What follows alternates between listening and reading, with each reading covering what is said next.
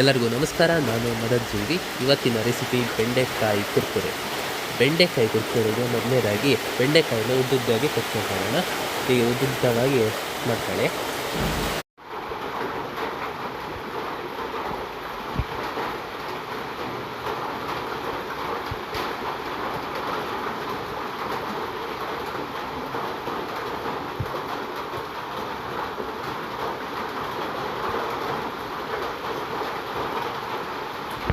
ಈಗ ಒಂದು ಪಾತ್ರೆಗೆ ಉದ್ದುದ್ದಾಗಿ ಕಟ್ ಮಾಡ್ಕೊಂಡಿರೋ ಬೆಂಡೆಕಾಯಿನ ಹಾಕೊಳ್ಳೋಣ.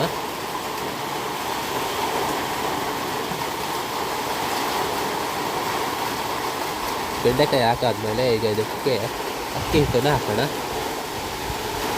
ಅಕ್ಕಿ ಹಿಟ್ಟು ಹಾಕಾದ್ಮೇಲೆ ಕಡಲೆ ಹಿಟ್ಟು ತಗೊಂಡಿದ್ದೀವಲ್ಲ ಅದು ಹಾಕ್ಬಿಡೋಣ. ಕಡಲೆ ಹಿಟ್ಟು ಹಾಕಾಯ್ತು. ಈಗ ಇದಕ್ಕೆ ಬೇವಿನ ಸೊಪ್ಪನ್ನು ಹಾಕೋಣ. ಬೇವಿನ ಸೊಪ್ಪು ಹಾಕಾಯ್ತು. ಈಗ ಅರಿಶಿನ ಪುಡಿನ ಹಾಕ್ತಾನ. ಅರಿಶಿನ ಪುಡಿನೂ ಹಾಕಾಯಿತು. ಈಗ ಇದಕ್ಕೆ ಉಪ್ಪು ಹಾಕ್ಬಿಡೋಣ. ಉಪ್ಪು ಒಂದು ಮುಖ ಚಮಚ, ಅದರಿಂದ ಒಂದು ಚಮಚ ಹಾಕ್ಬಿಡೋಣ.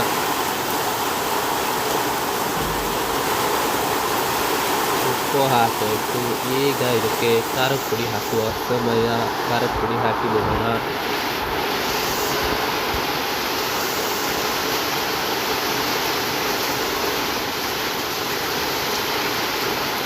ಈಗ ಖಾರದ ಪುಡಿನೂ ಹಾಕಾಯಿತು. ಈಗ ಇನ್ನೊಂದು ಕಲಿಸ್ಕೊಳ್ಳೋ ಸಮಯ.